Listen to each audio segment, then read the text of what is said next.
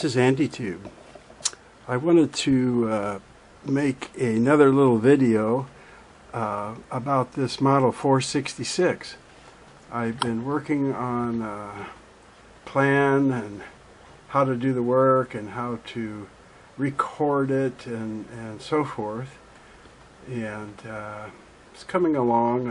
I still have a lot of questions because I haven't worked on this model, but I also ordered the gear, and I ordered some new spool pins and felt pads, and the bed cushions, the kind of rubber feet on the bottom of the machine, are in terrible shape.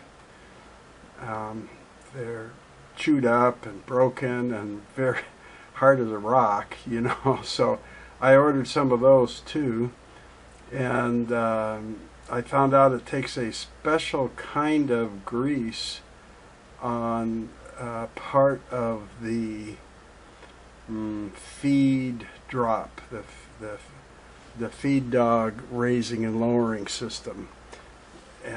Per the service manual of the machine, it said to use a certain type of grease. I usually use Tri-Flow clear synthetic grease, and it would probably work, but I found a place to buy it, a little tube of it, and with delivery and everything it was $6, so I figured I'll order it, and when I get to that part in this series, I'll show it to you, and we'll both learn about it, and you can decide if it's worth that to you.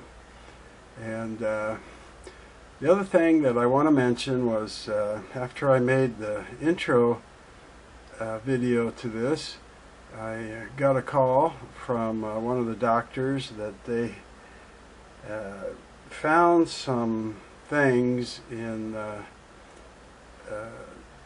lab work and tests that I had done before. And you know, I told them I wanted 3 months off. I'm tired of everything, and I just wanted to take a break, so I thought I was good till mid to late July. But anyway, they gave me this news, so I already had some more lab work, and later this week they're going to do a procedure, and I don't get a break until July. So the sneaky little bastards are relentless. And I'm talking about the condition, not the doctors. They've been pretty good to me. So I am going to continue with the series. I'm going to start it, and it just maybe will take longer than I thought.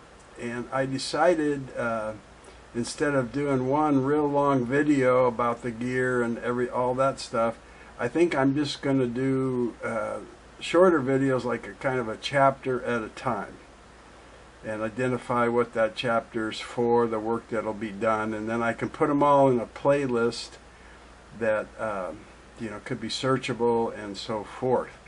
So that's the current plan, and like I said, I'm not sure how often I can feel up to working on the machine and stuff, so I'm going to find that out, and as I go.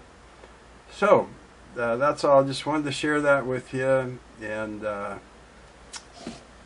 was one more thing I wanted to mention about the colors on this machine. You know, I've always admired a lot of things about the Singer Manufacturing Company. Like, for one thing, how do they keep track of all the dang screws and all the different sizes and all the part numbers, and every part had a special name, and whoo. But one of the other things I get a kick out of is the colors. Now this trim color around here, and the ink and the lettering and stuff, that was teal. Makes sense, right? Bluish green, teal. But it's not just teal, it's teal color code 667. Oh, so I'm not a colorist or have anything to do with paint and finishing, so I don't know if that color code 667 is kind of a universal code or just something internal to Singer. But where I would have said this machine is like white or ivory, I was a little surprised because they call it alabaster gray.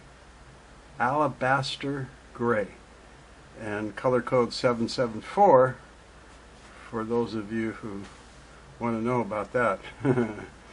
And finally, if you're tired of waiting for me to get started on this machine, or the pace isn't fast as you'd like, keep in mind that the machine came with one of these clamshell foot controllers, speed controllers, you know, and 90% of the machines that I have worked on, the foot controller needs work. It needs cleaning, adjusting. Sometimes the actual carbons in the carbon stack need cleaning. And this is what's called a single pole or single stack carbon system. And I actually have a playlist on how to restore one of these, how to clean them up, take them apart, clean them, fix a few items on it, and adjust them so that you get a nice range of speed on the motor, from slow up to very fast. So at the end of this video, I can put some links to stuff, and at the end of the video I'm going to put a link to my playlist for the clamshell foot controller. And you know what? I have a playlist for the old button style too. So maybe I'll put those. Maybe I'll put that link on there too. So those two playlists. So maybe you do have one of those instead of a clamshell. So I hope that would give you something to do or be entertaining in between. Thanks for understanding, and I'm going to do my best. It hasn't gotten me yet. And I'm going to do my best to just continue on with this and try and get it done. So, thanks a lot. We'll see you next time. Take care.